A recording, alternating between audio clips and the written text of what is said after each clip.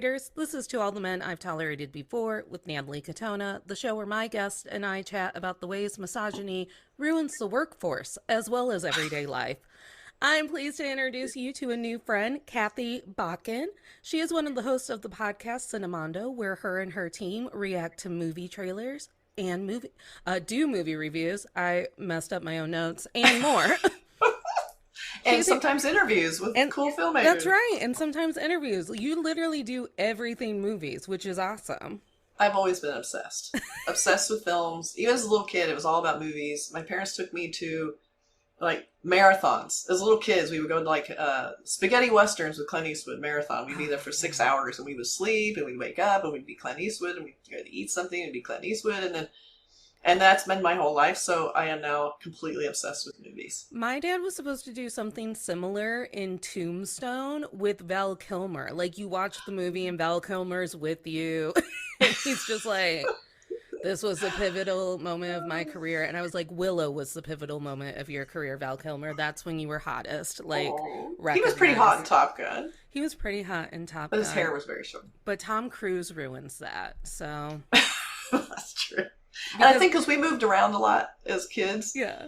So we had a lot of new schools, new kid on the block, new everything. So I think movies were my go-to, escape. Movies are one of those conversations where you know that someone has at least seen one movie. So if you need an icebreaker, you can be like, what movie this year really made you laugh? And they're like, oh, and I'm like, yeah, because there has to be one or you're dead inside. I don't know.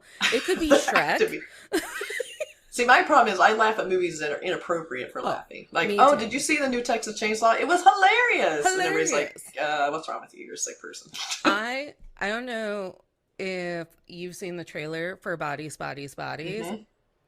I'm going on Wednesday, and I'm so excited to just laugh at how stupid it's going to be. Okay. But I think it's intentionally, supposed to be kind of stupid, right? Yes, and I love that we are entering the scary movie era where we're going to start talking like TikTokers and Gen Zers. Oh my God, that was against all my boundaries. I was so triggered by that. I was triggered. You are triggering me. You went to a horror movie. It is all one big trigger. I don't know what you're expecting. It truly is. And somehow my boyfriend Lee Pace chose this movie to return to screen to. Oh, is he your boyfriend? He is. Not for Pushing Daisies or any of the other reasons people love Lee Pace. It's literally because he was that very high and mighty, pompous asshole of an elf in the Hobbit movies. He just rode on a giant steed. And he was like, where are the dwarves?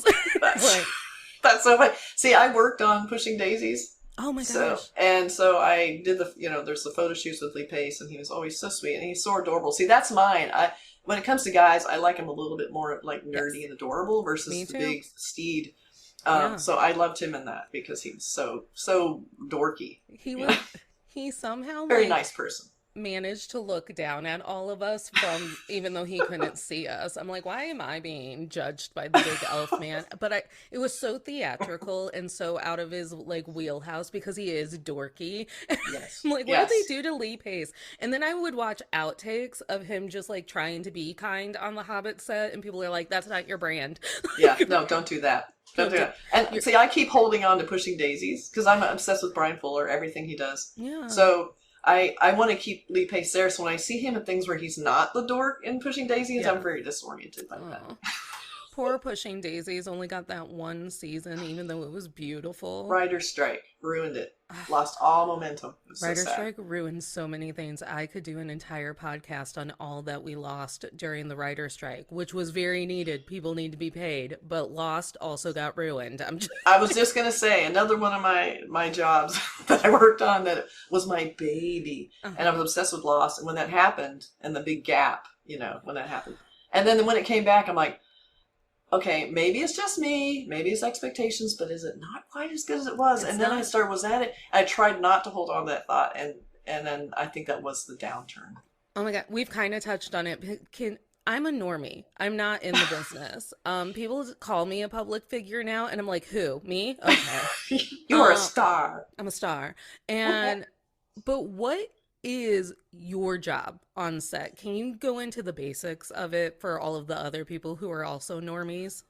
Okay, so I'm in marketing, which is technically post set life. So what I do is I do movie advertising. I do movie posters, TV posters. Now it's streaming thumbnails and whatever media buy they have. But I do the art. They call it key art. It's the piece of art that represents the movie or streaming property. There's the one you see the most. Yeah. Like the key art is the poster, the movie poster. You're the person who makes me go, ooh, what's that? From across the mall. Right. And we got to make sure I catch your eye. So it's usually probably something bright or the type's really big.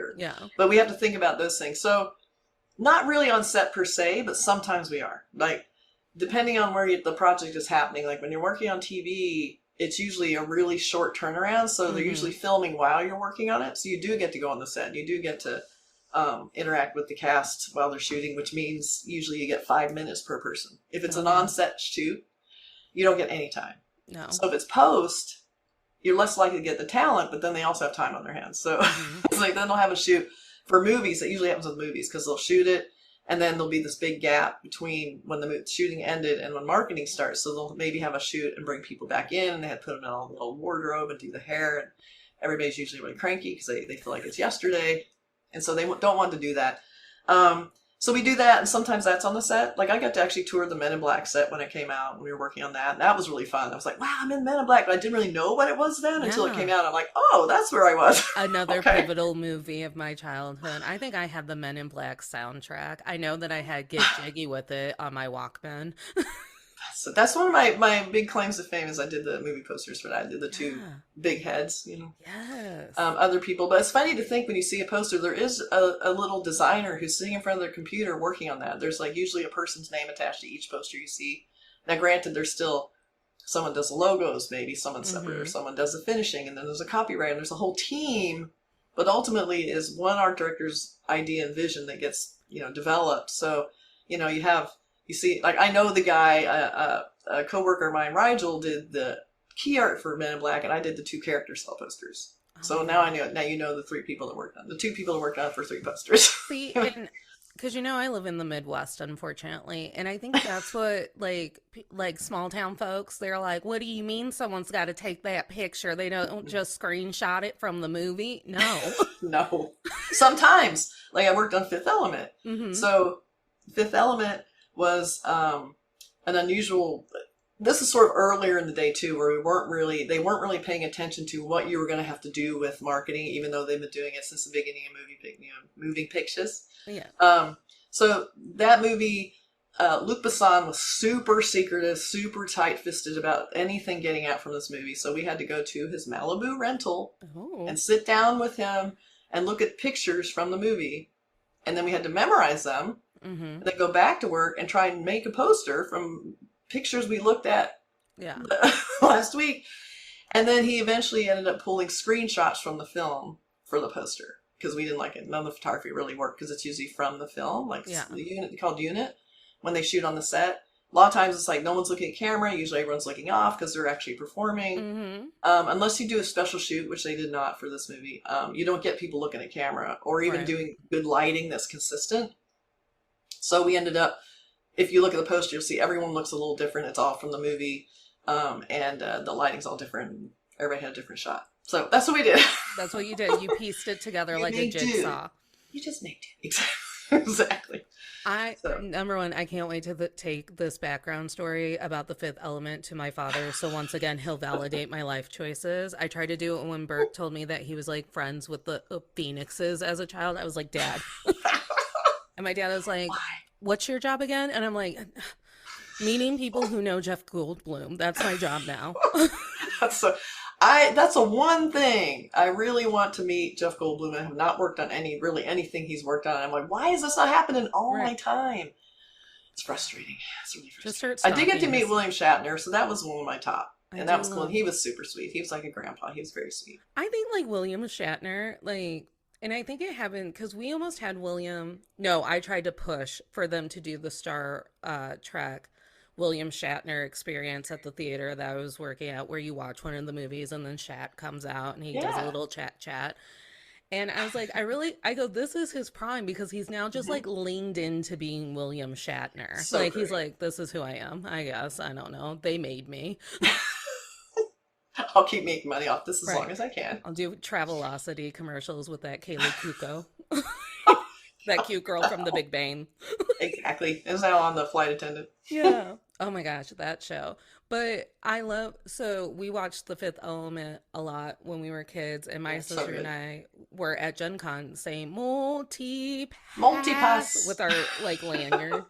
Exactly. And so the fact that The Fifth Element, which is a movie that I roll laughing through, So like good. you just keep laughing through it. And this guy was so secretive about it. Like, no, like it was No. like the Pentagon Oh my God, blueprint. he was, yeah, exactly. See, I'm just like, really, dude? I mean, we're trying Yeah. to help you here. And I don't think people understand a lot of times when you're trying to set up a shoot or the filmmakers want you to do the marketing, and some are very involved and some are not. Like J.J. Abrams Mm-hmm. is very involved. But I think understand that the stuff only going to look as good as what you give us. Mm-hmm. And so if you're not going to do a special shoot, if you're not going to give us our actors and do close-ups and great lighting and get a really good photographer, it's only going to look so good.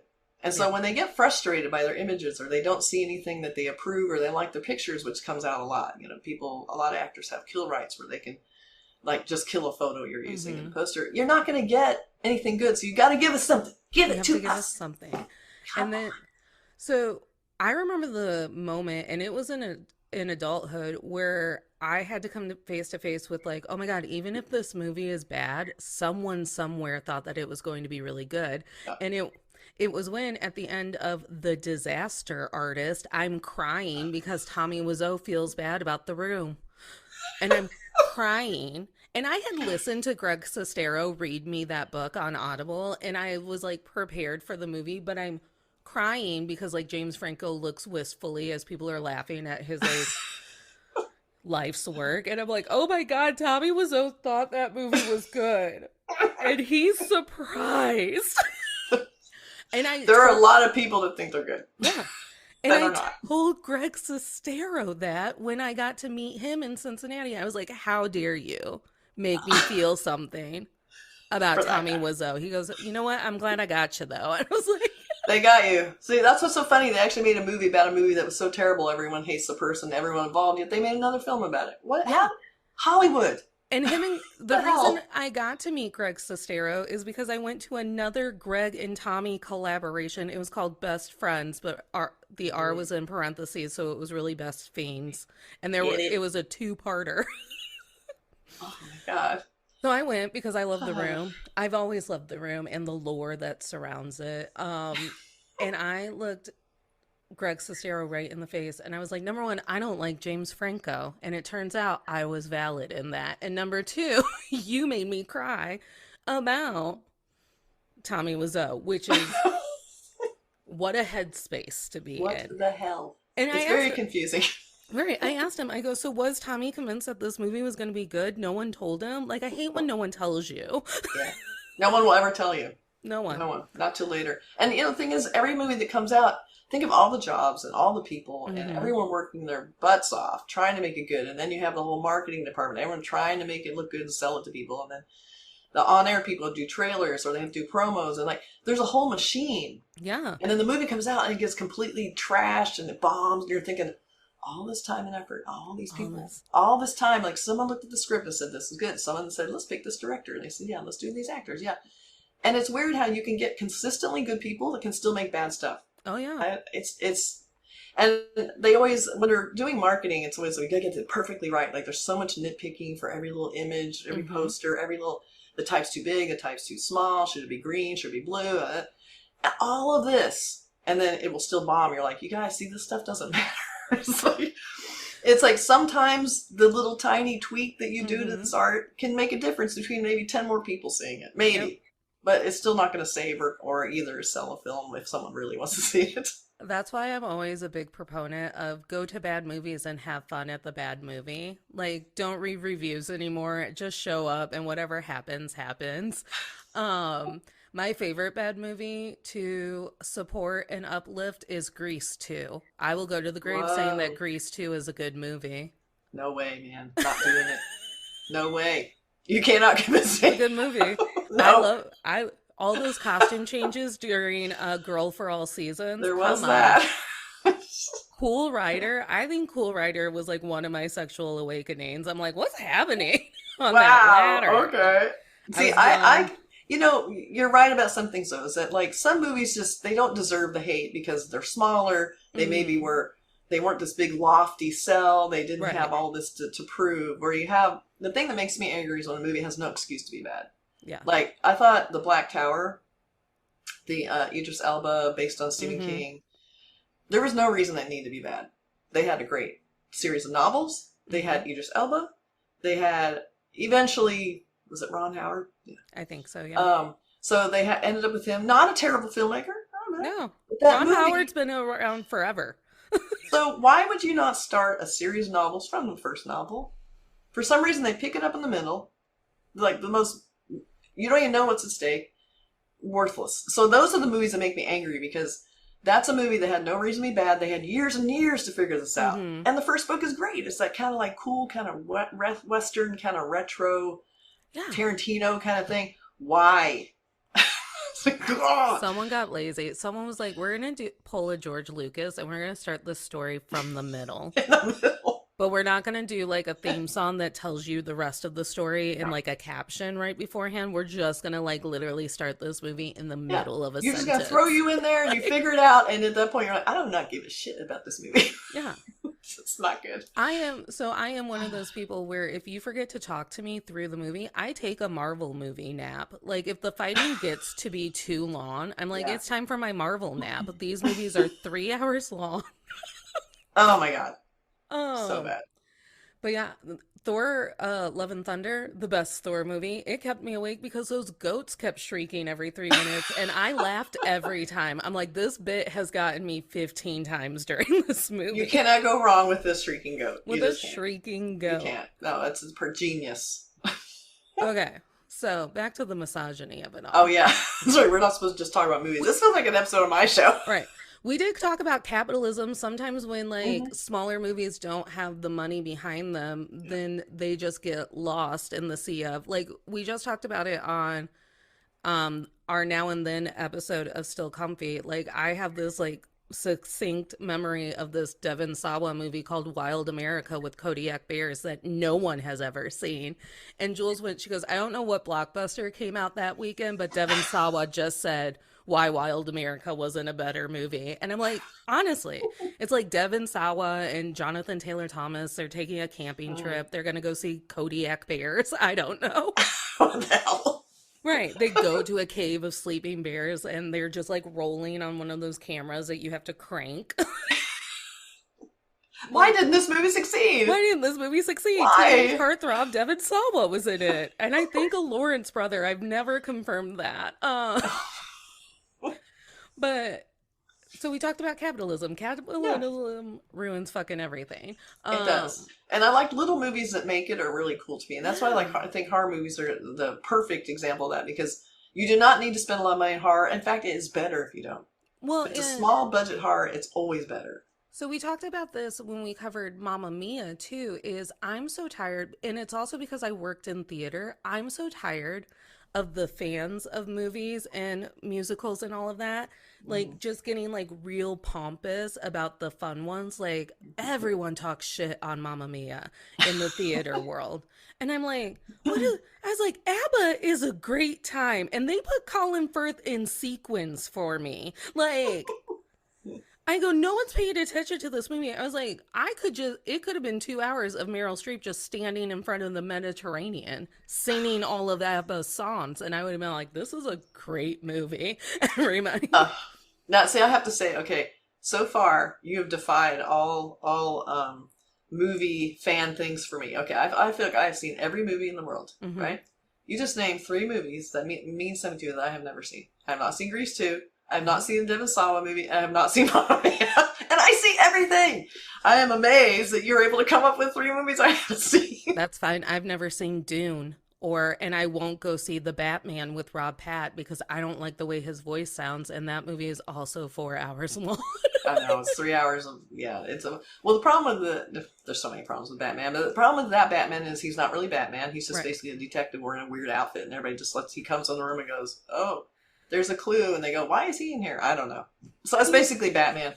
He's Billy Eichner in that, oh my God, what was it that Billy Eichner was this weird detective in? I feel like it was so recent where he was like, oh my God, so we're piecing it all together.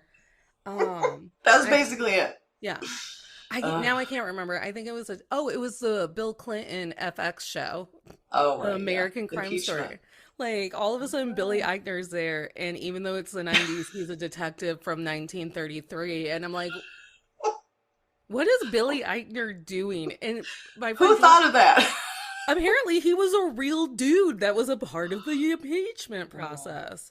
Well, yeah, that makes sense. They were from the 30s. Yeah, I won't see any of the Oscar nominees this year, but like, there's a screening of Grease 2. I'm gonna go. And Bodies, Bodies, Bodies.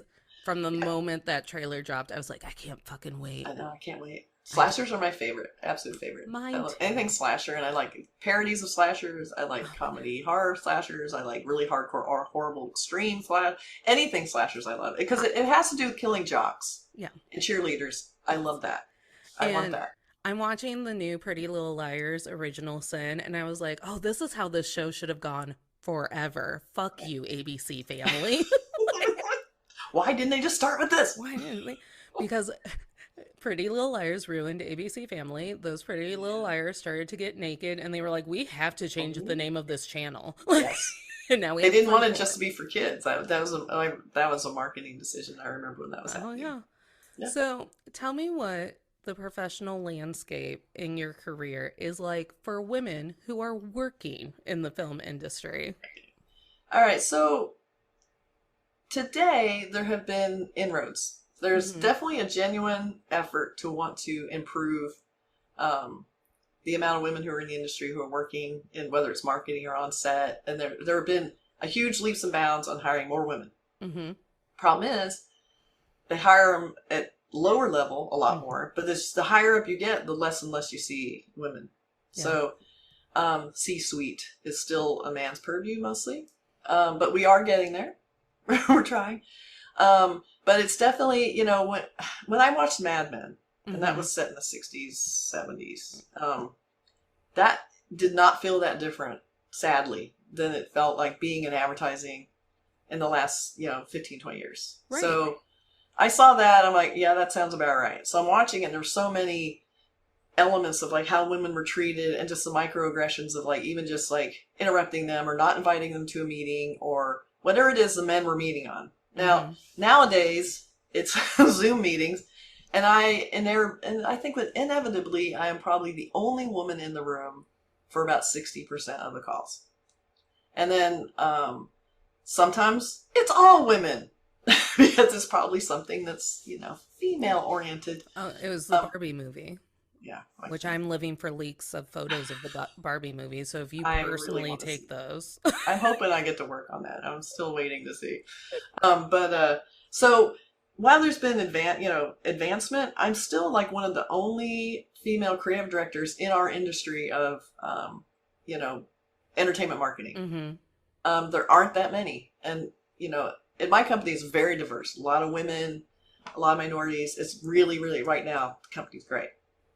Really trying to make those things happen. And, but everything before now has been like constant struggle, constant, underrepresentation, always like just being the sort of random woman in the room at every meeting, and another thing I noticed too, and this is something I read in like the Sheryl Sandberg's book a long time ago, which is true. You go to these big meetings and the women all sit on chairs like against the wall while all the men sit at the table. Yeah. And a lot of it's like, oh, I'm just a secretary or I'm just an assistant. I'm like, sit at the table. And I remember telling someone, get up to the table because I was a creative director usually. And I get up there and I would sit at the table. I'm sitting at the table. And I would have to tell them and they wouldn't want to. Yeah. Like they didn't want to be noticed. In a weird way, they wanted to be invisible. So I was like always trying, like, why do women want to be invisible too? I mean, they're in, and so I see that phenomenon too, where they're almost like beaten down to the point where they don't feel like they should be seen. Well, and we've done a lot of episodes, and by a lot, I mean probably 3, about motherhood. Hmm. And out of the 60 that we've done. And what I've noticed is that women just fall into this comfortable, like, well, I'm the behind the scenes gal. So Right. I'll be tracking all of this and taking notes for when that man drops the ball on when Idris Elba was going to come over. But no one should want to talk to me. When I was moving, or when I was working in theater, I was in the education and engagement team, but the programming team wanted me to start coming to their meetings because they were like, we need a young woman talking about what would sell to young people and women in our industry, because we Hmm. are a market. We're never told that we're a valuable market, but Yeah. so my boss wouldn't let me do it. He's like, he told the programming department, and it got back to me that I was quote unquote too busy. I was like, oh yeah? At Oh, three really? o'clock, I just bounce a beach ball against the wall because capitalism says I have to be here till 5. So, See, that's common too. Like, I think a lot of women are put in and pigeonholed, and me included, until I made sure everybody knew I wasn't that. Is that the women only like the rom coms, or they only mhm. like the things with kids in them, or they only like the little cute things. And I'm like, no, horror, Yeah. thriller, drama. Do not put me on this stuff. Just because and it happens all the time. Like, they'll bring in a female oriented project. Let's give the women on it. Yeah. No, no, don't do it. And that's why I'm so fascinated by the Barbie movie, because I think Greta Gerwig is secretly working on how to call us all out about Mhm. Barbie. And I Yeah, think it's going to be a whole movie of me going, ah, ha, ha, look at her. Look at what she did. exactly. Exactly. Like, I know, it's so true. I can't wait for Margot Robbie and like Ryan Gosling to have to like scissor with like flat parts. I Like, do want to see that. that's That'd all I be want to see. I want it to be interesting. 2 hours of that. Oh my god. I mean, so far, even just the shots from that are great marketing to me. Like, you don't even have to do the poster yet. I just love the 2 shots I've seen. My sister, she was like, "Have you seen Ryan Gosling in the Barbie movie?" And I went, "No." And then she sent me that photo of him in his like Hmm. boxers, like leaning with his bleach blonde hair. I was like, I did see that. I thought Ryan Gosling had a COVID breakdown. Like, I thought he was going through something. She What goes, happened to Ryan she Gosling? goes, it says Ken on his boxers. And I was like, yeah, my brain went, that says Klein, because I know that Calvin Klein is a boxer brand. Exactly. So Like, Ken is a brand. it's a brand. It's a And brand. I, again, I love when actors choose their roles to come back to the screen after I haven't seen them in a while. Like Hugh Grant in the D&D movie is blowing my mind. Yes. So I want to And see I'm in that. love with it. I want And to see that. he's like doing press where they'll be like, "Have you played D&D a lot, Hugh?" And he'll be like, "I've always been into dungeon play." And then like Chris Pine has to stand there during his BDSM joke. Like, That's Hugh, so you good. scamp. Well, Oh and about the type of woman that I am when it comes to audience and market, I'm a huge horror fan. I'm so eclectic and I run the yeah. gamut, but I love shock comedy. I went to a Burt Kreischer outdoor comedy festival and it was mostly dudes and it was mostly gross comedy. And I was laughing so hard, I went, I'm going to hell. I go, someone's going to figure out that I laughed at this. I'm going to lose all of my street cred from my podcast. Oh no, now you're out. You're gonna have to cut Now that I'm out. part. You're gonna have to cut Because that. if you're not a perfect feminist, you can't be in the club at all. But they're so funny. I love funny. I mean, I loved Workaholics. I consider that gross comedy. Yeah. It was really great. It was really gross. You're I the got nauseous a worst. lot watching that show. Yeah. You're It the was too much. worst. I love mean comedy still for Yeah. whatever reason. Oh, Probably because I definitely. grew up sneaking around watching Roast on Comedy Central. Hmm. I love any of that stuff. I like the darker stuff, black Yeah. comedy, horror comedy. Like, that's what I like. I And don't it's like the super commercial safe comedy. And I think there's this weird phenomenon that because they've hired more women or BIPOCs or people in the queer community, they Hmm. just want to, well, of course they want to erase. This is what they do. The white Yeah. man comes in and they're like, we hired 3 more of you. And it's taken the place of decades Yes, of exactly. ignoring you. See, we're done. We're done. We did it. We And have stop women in here talking to now. us about it. Stop talking to us about it. I got you a Exactly. friend. It's like, there's plenty of you here. There's three. There's three whole, and you're but all full time. Full time, and you guys can represent our company now. And we're putting out special projects that you each have your own month. Oh yeah, and I only asked you to take my phone calls that one time, so So bad. it's so bad. It's so bad. And part of it too, I have to say, it is hard to navigate the corporate environment. Like, the thing about agencies are they're a lot less corporate, like an ad agency, which I like. Yeah. But I've worked on studio and network side, and they're a lot more corporate because it is corporation, and most people are not creative in those industries. So you have a little pool of creative people, and then a lot of support staff that are not creative, and they're there to send the memos and make decisions about creative stuff they don't know anything about, or make all the higher up decisions of which they are not qualified. That is how it works. Yep. So they also have to navigate around how to talk about women, how to look at women, how to treat women. And they still can't quite figure it out. They're like, I'm treating you equally. And they don't understand. That's not equal. That's not equal.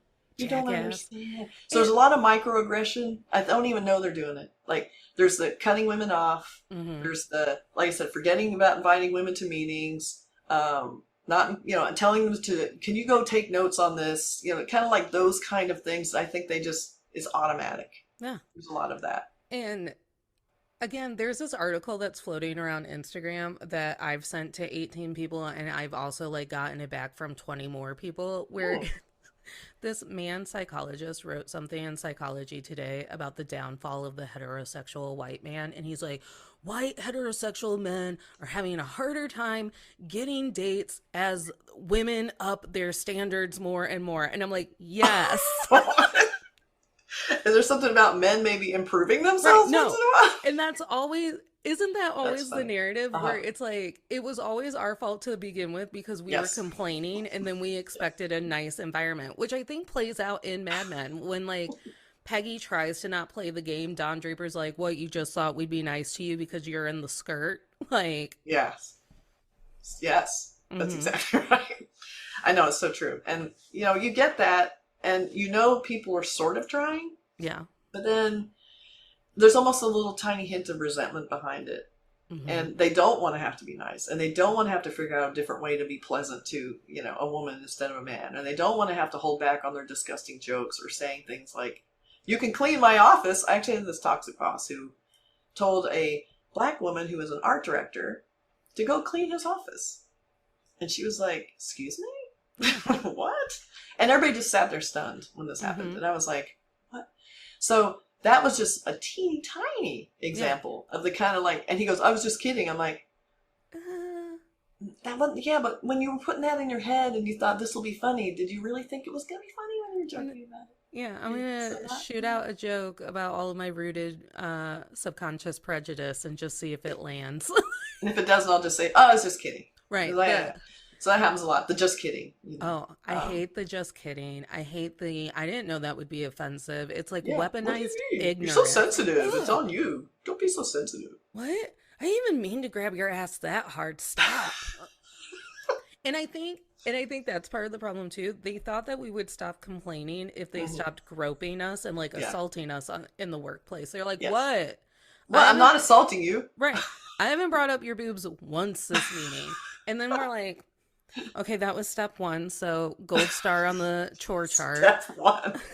That's another thing that's interesting about this industry too, because unlike other industries, because we're all based on image and marketing and using people's bodies to sell, whether it's a man or a woman, having to talk about how to do retouching. There's all that too, about the slimming, about making boobs bigger, making their ass bigger, whatever it is. A lot of that talk is tempered, but it's still the same. Yeah. So we're seeing, so-and-so does one day retouching, but can you make her legs a little smoother? Can you make them a little smaller? Can you make it more? I'm like, no. And I remember sometimes because I don't want to do it, so I'll do have a woman in a poster, and I don't do any retouching or slimming or body modification. There's always face. I mean, come on. Face is just going to be, I would not mind that. So I'll do that. But you send that out and you get notes back from men on what they want it to look like. And it's kind of gross. And then you're kind of like, I don't want to change this. And you can't really, if they're your boss, they're having to tell you, trying to talk about boobs without saying boobs. Right. Can you make the chest area, the upper body area more palatable? I'm like, what the hell does that mean? Palpable mean? I'm going to start Palatable. quizzing people on the streets. Like, do my boobs look palpable today? Like, what's going on? Like, just not palatable. Like, oh my God. And we talked about this in our geek culture episode. They still, for whatever reason, feel like their fantasy should just be playing out right in front of them. Right. So if an actress had a baby and now she has cellulite, they're like, that's not who I used to whack off to, though, in the 80s. Can you just, like, Nobody wants to see that. Just get rid of it. That looks, crop them at the waist. Oh, my God, that looks like my wife. Stop. Smooth it out. It's so true. But it is all about image, and some people do not want you to retouch them, which I really admire. Yeah. And then some women still require massive retouching. They still want it. They still want slimmer. They still want bigger. They still want... And so I'm kind of like, I get it, because, you know, they're in the industry, and it's still incredibly sexist, and they're still supposed to be perfect and beautiful and sexy, and they have to be that way on a poster. Some women are trying to defy that. Yeah. It's still a small percentage. But doing retouching and photoshopping, I don't think people realize, like, yeah, you see it, you go, that's so photoshopped. Yeah. You would be shocked how much it's all Photoshop. It is all fake. No matter how real it looks, it's usually a head strip. And then it's a foot strip, a boob strip. It's a different hair. Let's get hair from this shot and put it on this shot. There's never one simple one shot. It's always a mix mash of a million different shots. And, you know, you just have to deal with it. And it's like, now some of it isn't about perfection. Yeah. It's about just getting the right pose and the right attitude. Well, but it's all Photoshop. Nothing goes by without that. And sometimes I really enjoy, because I'm sick, watching men get fragile because they're trying to respect me. Because then it's like, how long is this going to take? And then you're like, I wonder what, like, then it becomes like a check mark game. Like, I wonder if they'll try this. And then I wonder if they'll try this. And you're just like ticking off, and you're like, this is what they think respecting me is. So bad. So I could only imagine if men were in charge of like a photo of me, what they'd be like, okay, so your boobs are big enough, but they need to be higher. Can you just make them like chin level? And I'm like, that's not where anyone's boobs. But they look better there. I don't care if it's comfortable. Right. I don't care if that's comfortable. And like the pear shape, the like baby got back measurements, like just all of it. Baby got back. We get a lot of like, can you make the highlights hotter on the cleavage? Can you, oh my God, you know, nip in the waist so that it looks like she has a waist? And it's like, the retouching of women is probably going to be constant. But the men, you know, men do not escape this either. Men are just as vain when it comes to the retouching too. I mean, and I'm not saying, oh, well, men, but they also come in with, you know, hating their shots, you know, retouching this and that out, you know.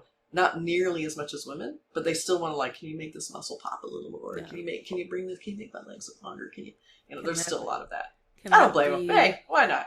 Can that V above the Ken underwear just like be a little bit sharper? Like I wanted like to the Ken cut underwear. Can you add a little shadow to that part so it just looks like it's a little bigger? So just everyone's looking at my abs and we're like, we know Ryan Gosling, we know you have abs. We all saw Crazy. You know, I was wondering, I was watching Gray Man. And he's in that. I'm thinking he's awfully covered up in this, and he didn't quite look as magically breathtaking as I remember he looked like in Driver. So I'm watching him going, yeah, Ryan Gosling's okay, I guess. And I hated his outfit at the premiere. What the hell? So I'm like, I don't know about this. So then he's wearing a shirt the whole time. You never see him. I feel like there's something going on. And then there's one shot where he's in the bathroom and he takes his shirt off, you know, cleaning up after a murder or something. And I'm like, holy shit, he still got it. Yeah. I was like, why wasn't he showing this earlier?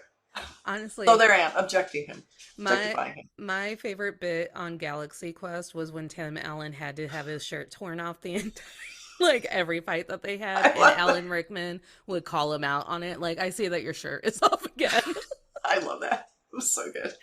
And you know, that's a different thing. You know, it's like I've been watching a lot of Indian movies lately, and they objectify the men in those movies. Like they're the ones who are getting the shirts torn off, and you see their abs are all glistening, and they're always with the shirts on. Where the women are rather more chaste and they're covered. No. They can still be sexy because they're usually doing the great, you know, super sexual, you know, Bolly dancing thing, you know, Bollywood dance numbers. But you still have the men who are the ones that are getting all of the objectification. Yeah. Kind of an interesting reversal. I don't know what that means, but It might be the toxic masculinity of it all. It Like they have to be like Adonises to be in Yes, movies. and they're always most of the leads, and the women are super secondary too, in a lot of those movies. Not all, but there are a few trying to, and then they bomb. So Yeah. there you go. Well, I hate that Disney owns everything because I feel like it made The Bachelor and Bachelorette boring because no one could get really wild because now Yeah. Disney owns ABC. And it also means that Thor Love and Thunder couldn't be as gay as I wanted it to be. And like we were promised a really gay forward movie. And then I went and I was like, fucking Disney did some editing. And they were like, Thor and Star-Lord will not kiss, even though that's what everyone goes to bed wanting at night. Can't they give us that? No. Even if it was a dream sequence, couldn't you just do that? No. Like, come on, man. Because in Buzz Lightyear, that new Buzz Lightyear movie, Oh, yeah. 2 women kissed for a nanosecond. Both of my friends who went and saw the Buzz Lightyear movie had to see it twice to even pick up that there was a woman-on-woman kiss. But I had people call me enraged and be like, I don't understand why this is a big deal. I go, it's not a big deal because it's not a big deal for a husband and wife to kiss. And therefore, you read one stupid article that was making the wife-on-wife kiss a big deal. And now everyone is mad when no one needed to be mad because you're also not prejudiced. You know, and it's that entertainment thing too. There's just such a big, huge machine, and everybody's trying to figure out like how much the audience wants. Because as much as it's about what the studio heads want, it's about what the audience wants. So if an audience is going to repel and defy a movie that shows 2 women kissing, it really puts a chill effect on anyone showing that in a movie because then they're like, maybe we don't need to have like gay characters in films because the families won't like them, and it's like that's not what it is. Right? Do it. It's 15 people in the country who, like, for whatever reason, get to write for BuzzFeed. Like, Exactly. I'm trying to sell my One Tree Hill notes to BuzzFeed because they're all stream of consciousness, like they try to do for other things. And I'm like, BuzzFeed, do you want these? Like, BuzzFeed, pay me. BuzzFeed, I already did this. Just pay I'm a me woman. for it. Pay me, please. Yeah, pay me. Pay me. I'm a woman. But yeah, it's just, I have to imagine because as I go through the podcast and I get more and more into meeting people from LA, I can't imagine what that's like to like know every day that it's like we have to wake up, we have to play the machine today. It's a pinball machine. Like today maybe women matter, today maybe they don't. Like I know, it's so true. Is Greta Gerwig going to be in the room? Like it seems like she's the only woman that matters in Hollywood at this point. And even barely. Yeah. And even barely then, because it's still considered like, oh, that's just that horror movie and no one cares. Yeah. You know, no one, it's very, when you try and think of like, who are the huge women directors right now? Exactly. Greta. I can't think of any. Yeah. I can't think of any. It's like, yeah, she directed, Wonder Woman. Yeah, didn't do such a good job on Wonder Woman's part 2. But hey, she's a female director. But, Sarah McLaren, TV director, who did all the most badass Game of Thrones episodes. She did all the great... If there's a super great episode of something like Better Call Saul or some kind of drama, it's this great female director. And I'm like, see, you guys? See? We can do it. Well, and I think what they don't understand is we will see past your money problems and we'll make this good so you make money. Because I think because men are directly linked to capitalism, they have that in their head all day. Like, well, if we do this and we push this a little bit, someone's going to get pissed off. That's dollars that we've lost, whatever. Mm-hmm. And women will just kind of go in and be like, but it'll be fucking great. And then they just like blow their energy onto it. And then maybe it pisses people off. Maybe it's a blockbuster. And that's true. Like, think about it. So you have, 80% men directing everything. You have 20% women. So a man puts out a film and it bombs. Yeah. Everybody goes, oh, good luck better luck next time. So another man puts out, it's a success. Let's say, Top Gun. Then another man. So there's a bunch of films out there directed by men, Taika Waititi, like whoever. Mm-hmm. Then one woman puts a movie out, it doesn't do well. It's like, see? That's why we don't hire women. Because women cannot make good movies and make money. It's like, yeah, but what about this other guy? Yeah, but that didn't matter. It's like, So there's so much more to prove as a woman because you can't in a way, you're not allowed to fail. Because if you fail like every man is allowed to do, you're out. You're done. Yeah. No one wants you. I've also found that as a woman in the workplace, you're not actually allowed the boundaries that you try to put up because then someone gets sensitive about them. I've had two workplaces where this has happened. And I honestly, like, I just put up some boundaries between me and my department, and I stopped, like, playing into their snidey, sarcastic bullshit attitudes. And I would just, like, go back to my agenda and go, and now we have to talk about this, and just kind of move them along. And my boss said that I had gotten so disconnected from the team and what they were trying to do, he was worried he was going to have to contact HR about it. Wow. And so if a man had been doing that, I wonder what happened to them. Anything? Men are allowed to give the silent treatment. Yeah, they're allowed to not be engaged because they don't have to. There's definitely smiled. Women definitely have a different standard. There's definitely a much, much higher standard for what women are doing. And it's like, for my whole career, I was a super A-type personality. I was always obsessed with movies. I really wanted to be in this business. I always worked really hard. I was always like just going for it. So I think that's one of the reasons you can succeed is you have to push past it and not be the like, I'm the girl in the room. Like, I just pretend like I'm going to act like I'm just a man in the room and I'm not going to care and not make an issue about it. But at the same time, you're like, I shouldn't have to pretend to be a man to be. So, right. So, but then as I get, more and more in the business as I'm going along, I'm still shocked that it's still, after so many years, it's still that same formula. Like the women who end up being creative directors to higher up are super A-type. The men aren't. Yeah. A lot of the men who are higher up are kind of weirdos. Yeah. Or, they're kind of artsy and they're not like it. Women cannot be that. They have to be everything all at once because you have to appeal to everyone all the time or they'll be like, this female at the charge isn't really working. Right. New Girl had a great episode about that when Jess wasn't getting along with Nick's girlfriend, who is played by Megan Fox. No, it was different episode. Chaplin, Leslie Chaplin, Lily Chaplin. She's in Mean Girls. So anyway, I don't remember that. She was a lawyer, and Jess is all like flouncy, and she's Zooey Deschanel. She's like the pixie dream girl.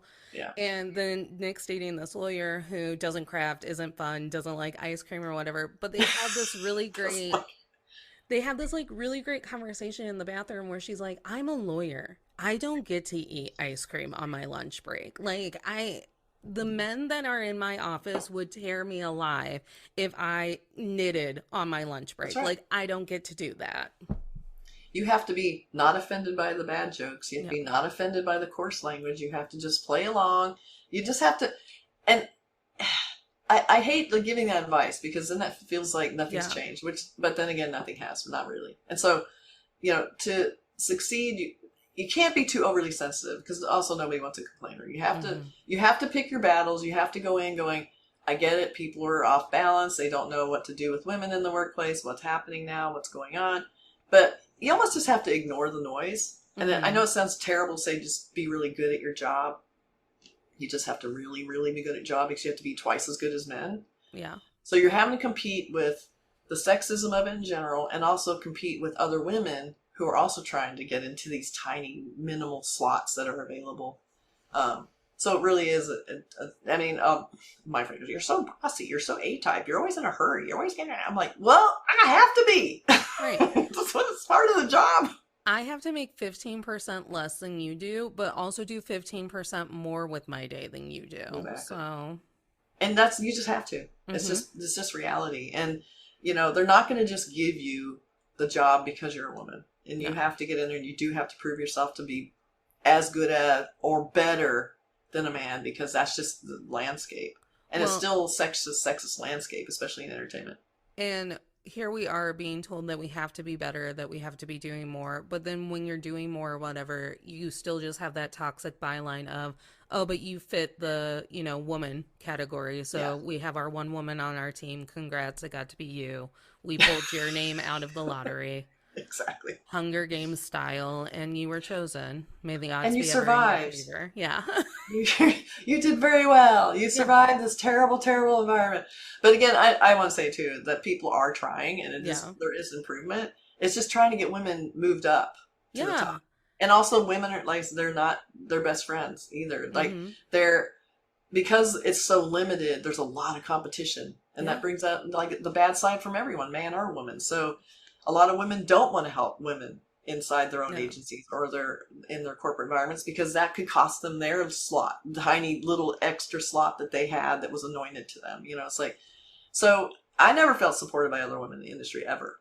This is like, you just really have to play it with the men because they're the ones doing all the hiring. Women are just like putting up walls, unfortunately. See a lot of that. So it's like, too bad they can't just bring the walls down. I know. And I think the conundrum of it all would be like, well, men, you would get to stop trying to be decent if you would just make us leaders, and then we could be decent to the other women in the room. Like, and then you wouldn't even have to.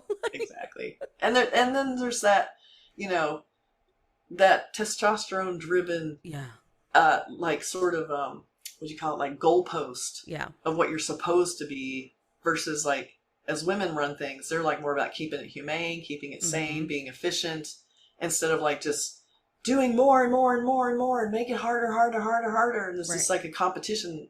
And that's just not the kind of environment I want to be in. Well, here I am. Part of the problem with my brain is, well, I can't just focus on that one goal, because I know that once we meet that one goal, 18 other things to do are going to pop up. So I have to be simultaneously planning for all of that. Like, we play the long game. Exactly. The long con. Yeah, the long con, which is, my sister and I are obsessed with cons, and I really want her she'd never do a podcast. This is her nightmare, talking to people. Oh my God. This is her nightmare. But I was like, we should do a podcast, and it should be called The Lawn Con, because I always say, like, I love a lawn con. That's so good. I love it's so good. All of those documentaries that are coming out, and it's not even about murder anymore. It's just like conning people. I'm like, see, this is the true crime content I actually needed my entire life. I think that's why I love Catfish. Because I like the con aspect of it. Like, I don't want to see true love. I don't want to see it work out. I want to see the con, how they pulled it off, and how they made it happen. Like, I want to watch that person turn as white as a ghost when they roll up to that person's house, and it was like the best friend that they thwarted 3 years ago in middle school. And it's a woman. And they're a woman. Yeah. And it's either they're ever overweight or gay in those shows every time. And they're like, and that's like the worst thing you can do. You misrepresented. I thought you were this hot model, and you're just a normal person. Right. Like, oh, God. No. It's the worst thing that you could be doing. I think it's why I also love Better Call Saul, because it literally, the show feels like one big long con. And I keep thinking there's going to be a long con aspect, even though he has a million cons in the show. I feel like eventually it's going to be the one big long con. Yes. But I do love, I bitch and bitch, but I do love the industry. I love the entertainment. I wouldn't want to do anything else. Like, everybody's like, if you could do any other job, I'm like, I don't want any other job. This is the job I want. This is the one I like. I mean, I want to do this because I think cinematically. I eat cinematically. I hear, everything is movie related. Like, when someone says, oh, I went and picked up my dog at the vet the other day. That reminds me of this movie I saw where this person went to pick up their dog at the vet. Like, everything's about, I saw this movie. Oh, God. I love it. So I'm definitely in the right place, as flawed as it is. Well, and I will also make a caveat that everyone that I have met in the industry through doing this, or like going to cons or all of it, they've been really kind to me. I just might be a rainbow in a shitstorm for them. But I think you are. Thank you. But everyone has, like you, other people that I've met through Fireside podcasting, just like literally being the person that my friends will shove at a celebrity, so I talk to them, and then they get to watch that. They don't even talk. Be the wingman. Like, hello, Adam Pascal, you look very pretty today. My friend Noelle is weeping behind me. Oh my God, that happened to me. We'll just do another name dropping. I went to there's a place at the top of a hill in East LA that used to be a convent, and I forget what it's called, but they have parties there all the time. It's like a great party place, big arched ceilings with, So I went to this party for, what was it? I keep thinking it was like a Tim Burton thing or something, but so it's a big rap party. They invited people from the agency to go, and so I turn around and I see Crispin Glover standing there. I'm like, oh, Crispin Glover, oh my God. So my friend was with me, and she goes, oh my God, it's Crispin Glover on there. I go, oh my God, I love Crispin Glover. And she's like, oh, cool. So she drags me over. Hi, my friend loves you. And then she runs away. And I'm like, Yep. And so he looks at me very awkwardly, like, really cool place, right? I kind of just snuck in. Well, gotta go. And I'm like, that was the most humiliating. Right. It's like, don't do that to me. Because number one, don't do that to me because I've already plotted out exactly how I'm going to get to talk to the person that I want to talk to. So don't worry about it. I've got a con in my head. I never talk to anyone. I don't. Right. They have to be shoved in their face. Like, I talk to everyone. Like, I don't talk to anyone. Literally everyone. And I talk to them like I literally just met them at Starbucks yesterday. I'm like, oh, hey, See, you how got are talent. you doing? I don't have that. See, I needed to go to places with you because I could just tag along with you and watch it happen. I'm pretty sure like I'm a little bit spectrum-y because I have like no concept of like, well, maybe like George Clooney doesn't want to talk to you. Like my sister will try to do I have way too much of that. I have too much of it. My sister will try to remind me. She's like, you could be bothering George Clooney. And I'm like, me? What? No. Me and George? You don't have to say, though, every time it's happened where a friend has pushed me in front of a celebrity or something, it's always turned out really well. People are always really cool.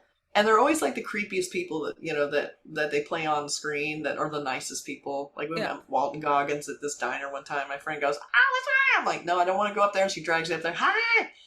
And then he's like leaning over, and what's your name too? Like he's trying to include me, even though I was hiding, you know, and it's being so sweet. And then his girlfriend turns, no one ever approaches him. They're afraid of him because of the shield.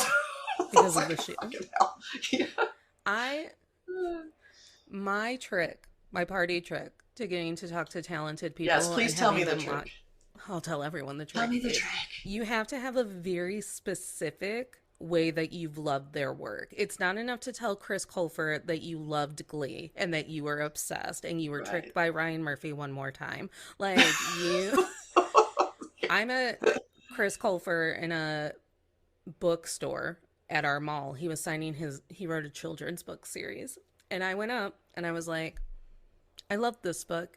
I love fairy tales. I love fairy tale retellings. And you were the perfect person to write this book because I've been watching you interact with your fans and you have such a bright light and glow to you. He told me I was pretty. We got the longest interaction. He wouldn't let the people move me on. My friends were like, what did you do? I go, I had a specific way. Wow, but that's hard. Like, I don't want to just talk to people to talk to people. Like, if I saw Robert Pattinson on the street and my friend wanted to be like, do you want to go over to Robert Pattinson? I'd be like, no, I don't want to talk to Robert Pattinson. Oh, what would you say to Robert Pattinson if you had to? If I had to? I would tell him that there is an episode of my podcast where I talk about how Twilight ruined dating and relationships for young girls. And he'd probably believe everything I said on the episode because he's publicly shamed Twilight and called it trash. So we could just bond on that and be like, hey, you traumatized me. Want to go? Like, that's true. Yeah. That's true. Yeah. You could bond on how you agree on how. Right. You want to Hi, Robert Pattinson. You know, Twilight sucked. He'd be like, yeah, you're right. And I'd have to like call him Rob Pat because that's what I call him in my head. I'd be like, I don't know what I'd say. And he'd be like, excuse me?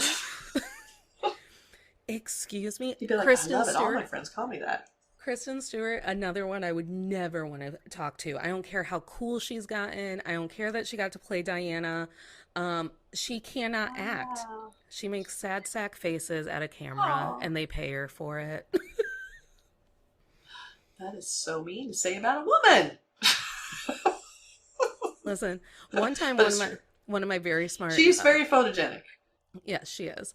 One of my favorite former students said to me one time when we went to lunch together, she was like, feminism doesn't mean you have to support all women. She's like, some of them do bad things. Exactly. And I was like, some of them do bad things.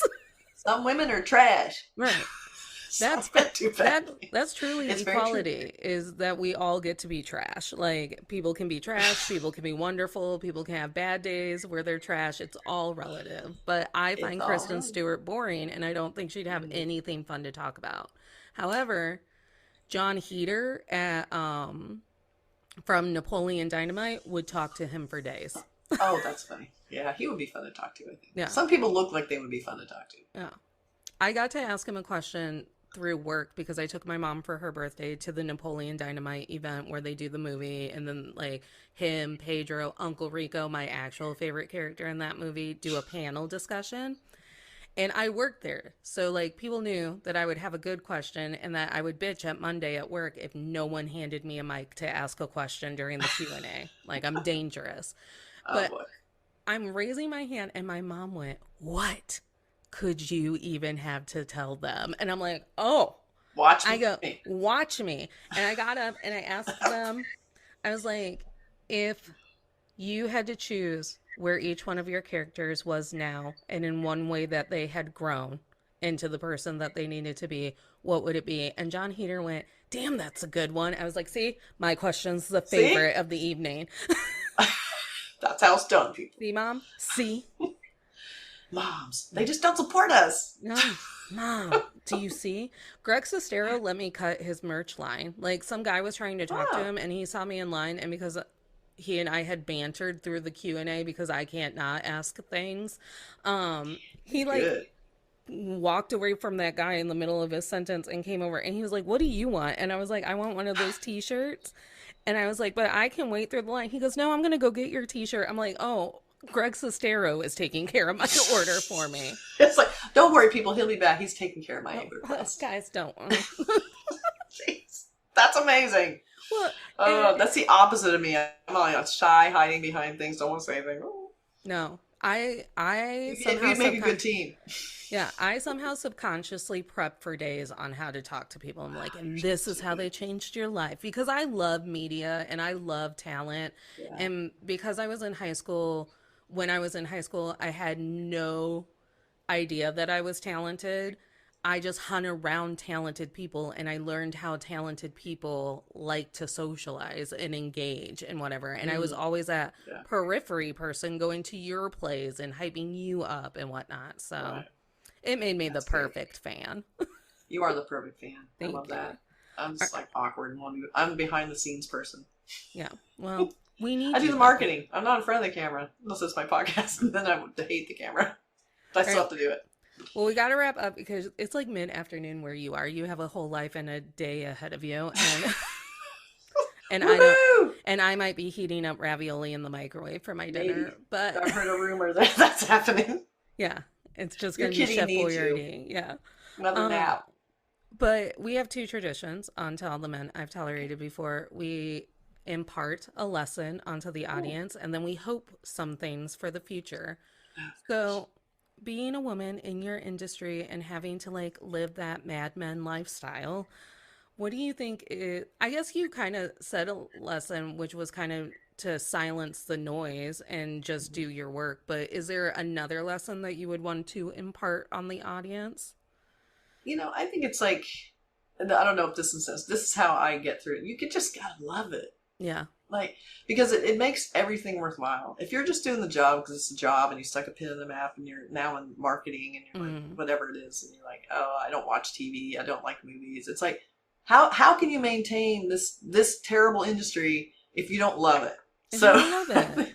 I love it. So I love everything about it. I love the projects. And every time I hear from people on my team or hear from higher up stories like, you're such a bright energy. You're so enthusiastic because no one is. That's how how I it want to was be for that me in one my theater person. career. Like, right? I want to be the person who's like, they know they're not going to get this like, I want to, when they're given a job. Or, hey, you get to work on the new, J.J. Abrams series. Oh my God, I love J.J. Abrams. That's great. And the other people are like, oh God, work on J.J. So the enthusiasm is the one thing that's desperately missing from our industry. If you can bring enthusiasm, you are halfway there because people don't see it. Yeah, I'm going to double down on your lesson and wrap it up into don't be ashamed of being passionate. Exactly. Good point. I lived a lot of my youth ashamed of the fact that I can go from 0 to 100 if something that I like was approached by me. And people they shy away from that because they're like, what the fuck is going on with her? She didn't even take anything. She just literally got that excited because they had her ice cream at the ice cream parlor. Because they never see it. Because they never see it. But if you literally live your life loudly and just unabashed about the fact that you enjoy things, then people enjoy you, which is very codependent for me to say.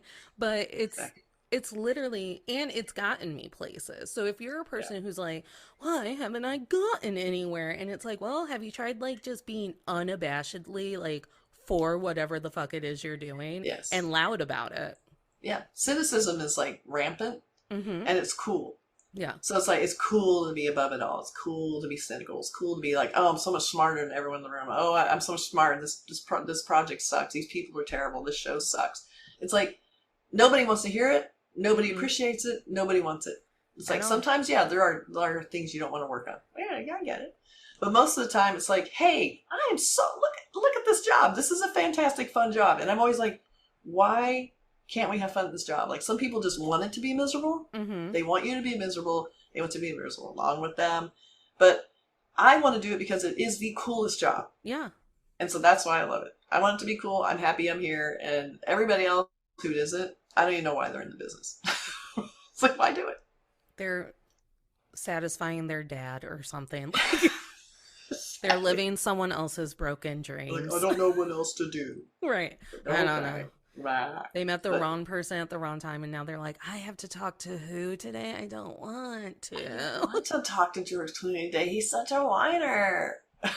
Never. George Clooney's too suave to be whining. Way too cool. Always he's way cool. too cool.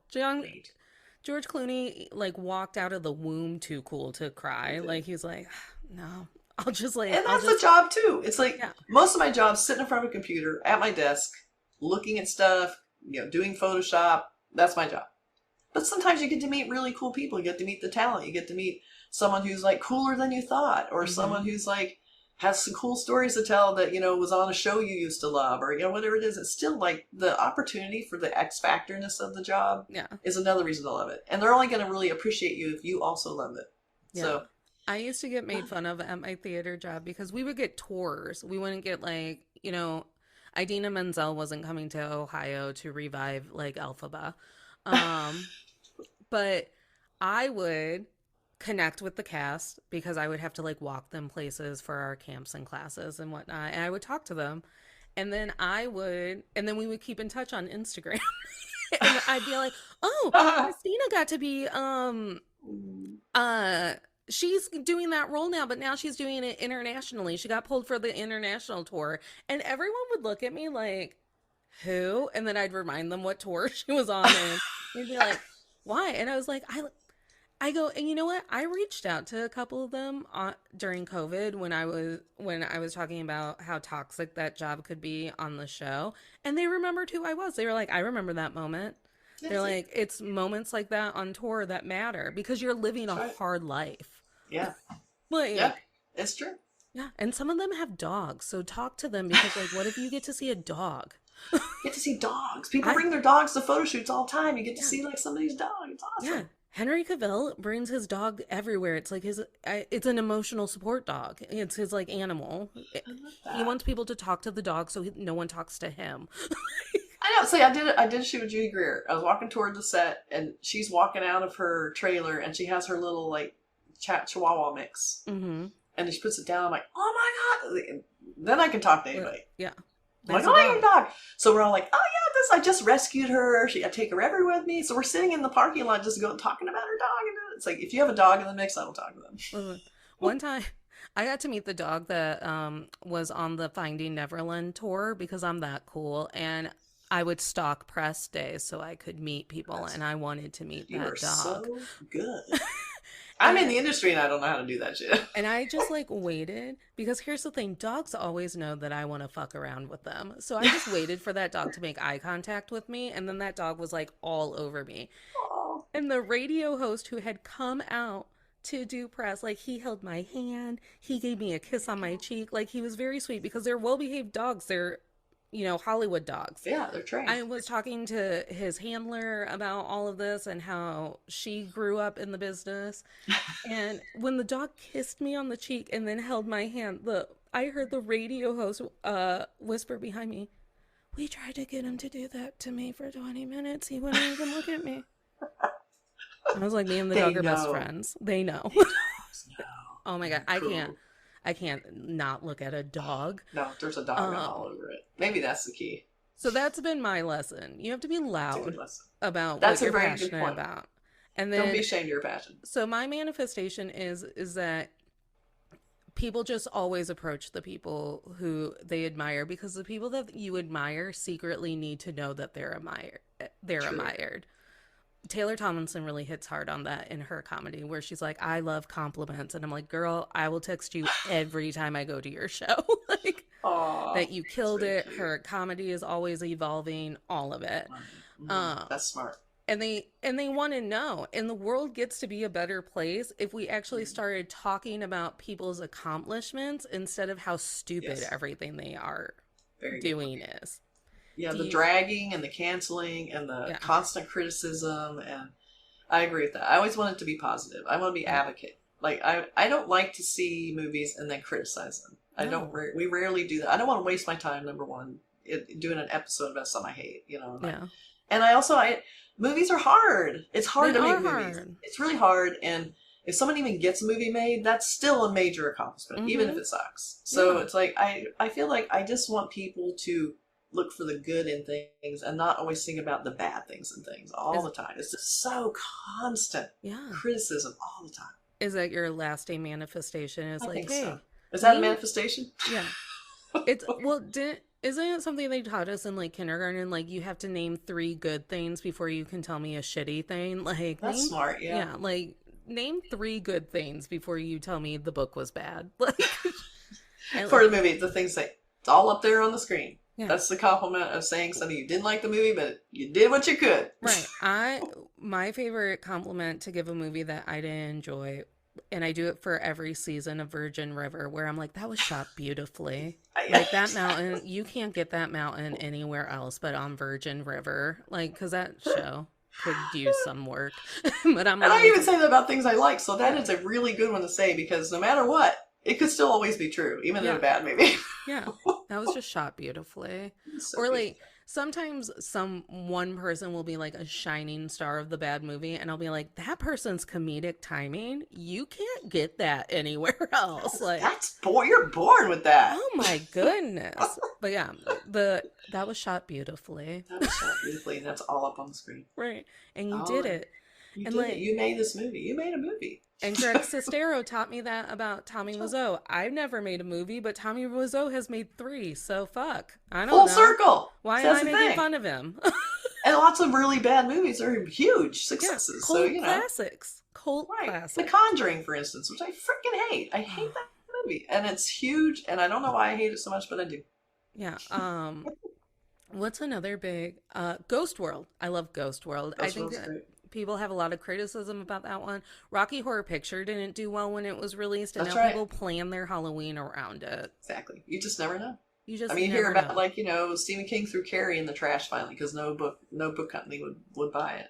Yeah, that's So right. it's like, see what happens? See? You just never know. We're our own worst critics. As creative people, Oh yeah. as an artist, first of all, endlessly insecure, always trying too hard, and our own worst critics. Always. It wasn't until this year where I went, it'll be what it'll be, and I still made it. Like, it still counts as an episode or art or whatever. It was what it needed to be, and the paint decided that my watercolor teacher taught me that. She goes, the thing about watercolors is sometimes they decide what your painting looks like, and you actually lose control over it. And I was That's like, true. once I knew that, I was like, oh, I can watercolor for days. So this isn't even See? my fault. It's the paint's fault. See, the paint did it. Are you talking about this interview? This interview is just No, going to be what this was great. This was great. It was fine. It was whatever. No, I love you. I'm so glad that Elizabeth brought you into my life. Tell all of the listeners where they can find you so that they can start Oh. complimenting you on YouTube. Please bring me compliments. There's, Yeah. when you're on YouTube, it's a lot of slag. It's like lots of Oh my terrible God. dragging. Basement dwellers is what I call them. Exactly.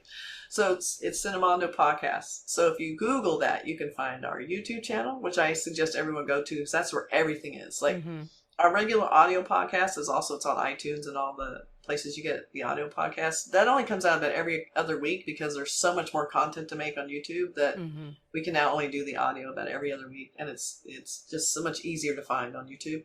And then we also have Twitter, which I encourage everyone to get on. We have our Facebook, which who the fuck cares about Facebook? We have Instagram. So, yeah, I mean, and we have our official website, which basically just links to everything else, and we post our audio podcast there. But I'd say YouTube's where the action's at. Mm-hmm. You will also see Natalie on a few episodes. What? 3. And maybe more by and the time more. this comes out. Yeah, I'm Natalie is now watching a bunch of Indian movies that are all about 8 hours long each. I'm trying. So when you see her, you're going to see her reviewing Indian films, which will be amazing. We need to do more of the... So here's the thing. I have a very narrow view of Bollywood, and it's all glitter and glamorous and dancing. So we need to get more dancing into my Indian movies. Well, we can certainly do Bollywood, but as I found out, there's like 20 different types of Indian films. Bollywood is one. Uh-huh. We also have, Kannada. We have Tamil. We have a million others that I'm blanking on right now. But it's all about the languages. All the different languages have their own film genres. So that's the amazing thing I've discovered about Indian films is Bollywood is one, and that's kind of like the super commercial Hollywood part. Yeah. And then you have all these cool indie, also big budget, huge hit movies that are from different parts of India that everyone is very proud of and very passionate about. Yes. That's what I love about it. Oh my gosh. If you need examples of how people find joy in things, you need to read the Cinemondo comments, because those people are like the most hyped people in the world. And we didn't even watch the full movie. They're like, we can't wait for you to watch the full movie because we think you'll love it. It's like you gotta watch, and you gotta watch the motion poster trailer. Oh, and then also while you're at it, you need to watch the song trailers, and you need to watch the full songs. Yeah. Oh, and then you also have to watch the teaser trailer and the glimpse and the making of. Because they really want you to watch everything, and I love that. And they like, just that want to me you to inspires enjoy me. yourself. Yeah, because I'm kind of in that business. Like I love seeing how they market, because their marketing is impressive as hell. Yeah. So definitely join us on Cinemondo to see more of Natalie. Well, and buckle in for when we watch some of those movies live, and I try to be really chill about the fact that I've moved all of my beading stuff in front of me, and I'm making bracelets, but still trying to pay attention. It'll be just a freeze frame, it's like a pause screen. Like, it's like, don't worry, Kathy, my hands needed to do something. This has been 6 hours. I think we'll probably break them up in like 20-minute segments or something, because it is a long time. It's a long time. To be on YouTube trying to keep your shit together. It's like... Without a pee break. Me like, don't worry, everyone, I'm selling these bracelets on Poshmark if you want the bracelets I made during the movie. You have to come and give Natalie comments. You gotta give her some comments. She will respond. She's checked stuff out. She's in there. I don't think the tolerators are well aware of how obsessed I am with them. It's like, if you post something, I'm going to be like right there being like, what? Me? Okay. Oh, someone mentioned me? What? I'm sorry. I know, it's so funny. I will show up. She will. So definitely check it out. With that said, make sure that you're liking us on Instagram. Make sure you're following us on YouTube, because now we're doing those live streams about the comfy shows that may or may not be comfy still. And we're doing Instagram lives too.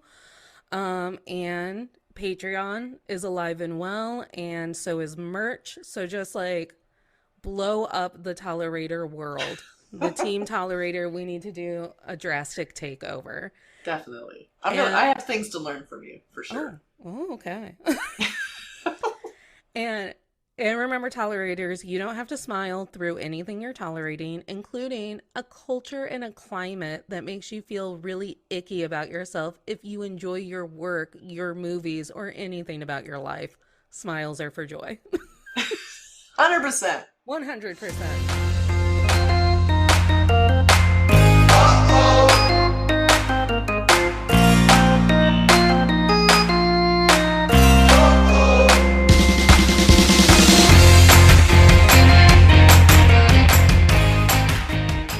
Hi, everyone. Thank you for checking out this week's episode. I wanted to jump on and offer a small reminder of the ways that you can connect with us.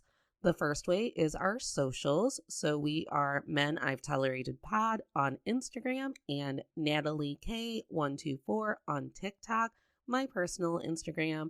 And you can find us on YouTube and Pinterest under To All the Men I've Tolerated Before. The second way is by becoming a Patreon member. We are well on our way to our 25 member Patreon, where we are going to unlock bonus perks to being a patron member. Shout out to all of our existing patrons. As an independently ran and funded podcast, your support means everything. Another way that you can connect with us is making sure to subscribe and leave comments wherever you can so we can start reading reviews on each podcast episode. Thank you so much for being here. Make sure to check out the merch store, and we will see you next week.